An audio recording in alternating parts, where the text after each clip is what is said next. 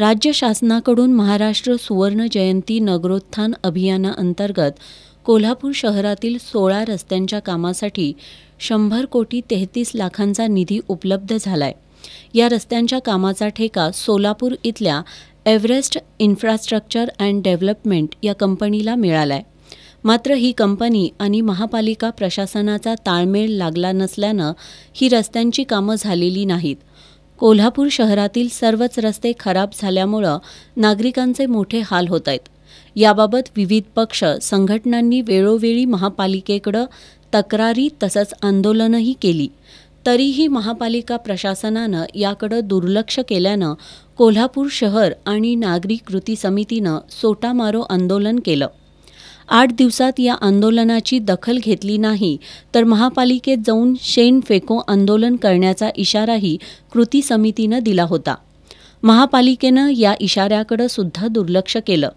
अखेर कृती समितीनं 12 एप्रिलला शेण फेको आंदोलन करण्याचा इशारा दिल्यानंतर महापालिका प्रशासनानं कृती समितीला बैठकीसाठी निमंत्रित केलं। या बैठकीत शहर अभियंता नेत्रदीप सरनोबत आणि प्रोजेक्ट चेअरमन सत्तार मुल्ला यांनी मंगळवार पेठेतील मिरजकर तिकटी ते नंगीवली चौक आणि संभाजीनगर पेट्रोल पंप या रस्त्याचं रखडलेलं डांबरीकरण येत्या 2 दिवसात सुरू करून बाजूच्या गटरसह 15 मेपर्यंत पूर्ण केलं जाईल असं आश्वासन दिलं।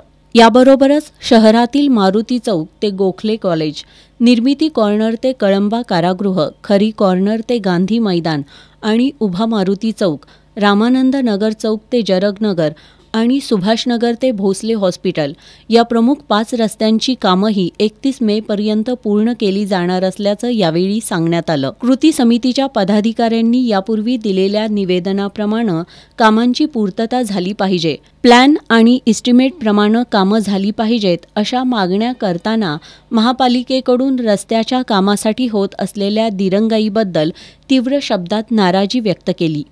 काम चालू होणार नव्हतं तर पालकमंत्र्यांनी रस्त्याच्या कामाचा शुभारंभ का केला, की हा प्रसिद्धीचा स्टंट होता का, असा प्रश्न कृती समितीनं उपस्थित केला।